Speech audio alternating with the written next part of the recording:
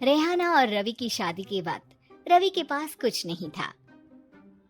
रेहाना, तुमने मुझसे शादी करके एहसान किया है। मुझसे ज्यादा तो तुम कमाती हो। अरे तो क्या हुआ, एक दिन आएगा रवि कि तुम खूब पैसा कमाओगे।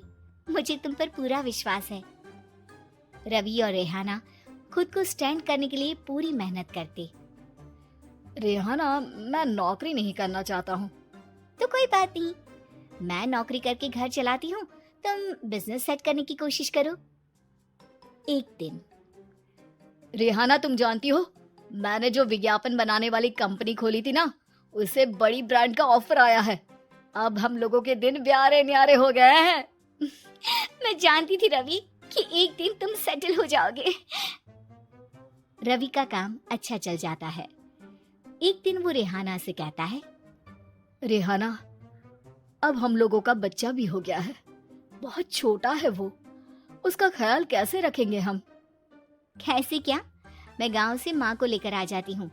नौकरी से हाफ डे ले लिया करूंगी। अभी तो वो छोटा है, स्कूल जाने तक मैं मैनेज कर लूंगी। देखो रेहाना, मैं अब अच्छा कमा रहा हूँ। तुमको नौकरी करके परेशान होने की कोई जरूरत नहीं है।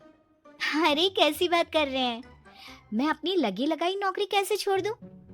और मैंने तो सुना है हम लोगों को कुछ ही महीनों में सरकारी नौकरी मिल जाएगी। सरकारी नौकरी में कितना कमा लोगी? उतने में तो मैं ड्राइवर रख लूंगा। रेहाना को रवि की बात का थोड़ा बुरा तो लगता है। कम से कम मेरी नौकरी की इतनी बेइज्जती मत करो। भूल गए, इसी नौकरी के बदौलत तुमने अपना बिजनेस खड़ा किया है।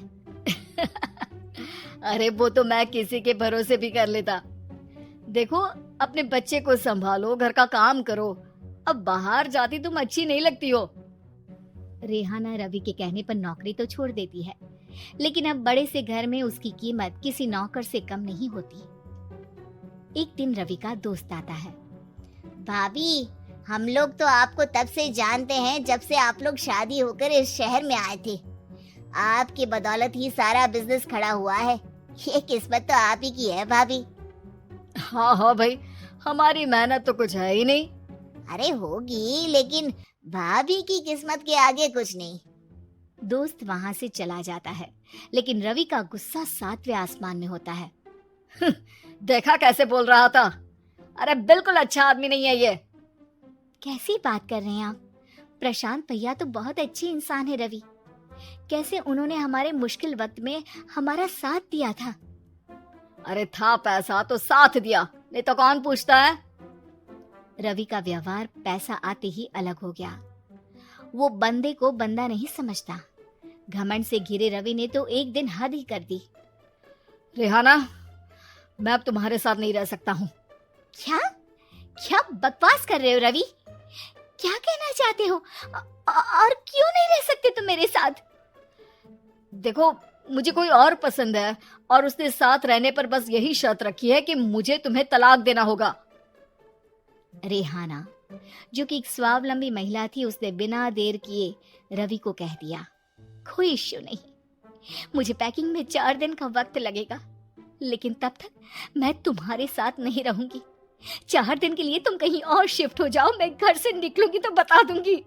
रवि घर छोड़कर चला जाता है। रेहाना को दुख होता है, वो रोती है, लेकिन व्यवहार से स्ट्रांग रेहाना को पति के वापस आने का और उसे सबक सिखाने का पूरा भरोसा था। फिर एक दिन, अरे शुशिका, कब शादी करोगे तुम मुझसे? यार मैंने तो सोचा था तुम शादी से पहले मुझे विदेश लेकर जाओगे, महंगी कार दिलाओगे। अरे सब दिला दूंगा, लेकिन पहले मुझसे शादी तो कर लो। हाँ हाँ, क्यों नहीं। मैं कुछ दिनों के लिए अपने मम्मी पापा के पास जा रही हूँ और लोगों से अपनी शादी की बात करूंगी। अरे शुशिका, कैसे रहूंगा मैं तुम्हारे बिना? अब तो शादी ही होने वाली है हम लोगों की। शुशिका रवि को छोड़कर चली जाती है। रवि घर आता है, जहाँ रेहाना को ना पाकर उसे सब अजीब लगता है। घर तो रेहाना के बिना कुछ नहीं है, बच्चे की याद भी आ रही है। चलो एक वीडियो कॉल कर लेता हूँ। रवि रेहाना को वीडियो कॉल करता है, लेकिन रेहाना फोन नहीं उठाती। रात को सोते वक्त मन कर रहा है मुन्ने को गले लगा लूं। चलो कोई ना, शुशिका से शादी के बाद मेरे और भी बच्चे होंगे। अगले दिन रवि ऑफिस जाता है जहाँ टीना खड़ी होती है। सर, आपने अपने नए ऐड के लिए मॉडल की रिक्वायरमेंट डाली थी ना, मैं उसी के लिए आई हूँ। रवि टीना को देखकर खुश हो जाता है। अब शादी हो गई है तुम्हारी? नहीं सर, बस अच्छा सा हैंडसम और अमीर लड़का देख रहे हैं मेरे मम्मी पापा। रवि के दिमाग से तो टीना को देखकर शुशिका का ख्याल भी खत्म हो जाता है। अरे यार, ये लड़की मिल जाए कितनी सुंदर है। शुशिका तो इसके आगे कुछ नहीं है। क्या तुम्हें ऐसा नहीं लगता कि मुझसे मिलकर तुम्हारी ये खोज खत्म हो गई है? आप तो 2 बच्चों की पापा लग रहे हैं। अरे नहीं नहीं, मेरी शादी तो हुई थी, लेकिन बीवी को किसी और से प्यार था, मुझे छोड़कर चली गई। खैर, टीना की दोस्ती रवि से हो जाती है, लेकिन 1 महीने बाद शुशिका रवि के पास वापस आती है। मेरे मम्मी पापा तुमसे मिलना चाहते हैं, लेकिन उन लोगों को ये मत बताना कि तुम पहले से शादीशुदा हो, और हाँ, शादी से पहले अपनी सारी प्रॉपर्टी तुमको मेरे नाम करनी होगी। अरे पागल, अब मैं तुमसे शादी ही नहीं करना चाहता। भला ऐसी लालची औरत से कौन शादी करेगा? तभी वहाँ टीना आ जाती है। रवि, ये पागल सी औरत कौन है? देखो, तुमने ही कह दिया ना पागल, तो पागल ही है। पता नहीं कौन है, कह रही है शादी कर लो, लेकिन शादी से पहले अपनी सारी प्रॉपर्टी मेरे नाम कर दो। बोल तो सही रही है।